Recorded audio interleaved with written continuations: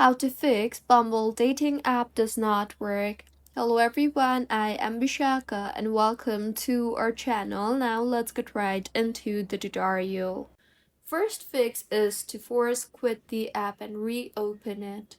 So force close the Bumble app entirely along with all the apps running in the background and relaunch it, as this often resolves minor glitches in the app.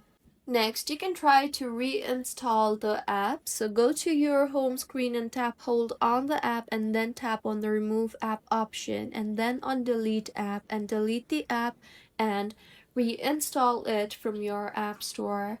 See if that fixes your issue or not, and if not, then launch the settings application on your device and scroll down and tap on general and then on iPhone storage. You scroll down and navigate to the Bumble app and offload the app and reinstall the app again, as doing this will clear the cache in the app.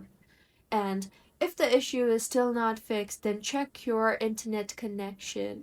Switch between Wi-Fi and mobile data, as some networks block parts of Bumble. And if you are using any type of VPN services, then turn it off, as it may interfere while swiping or loading content.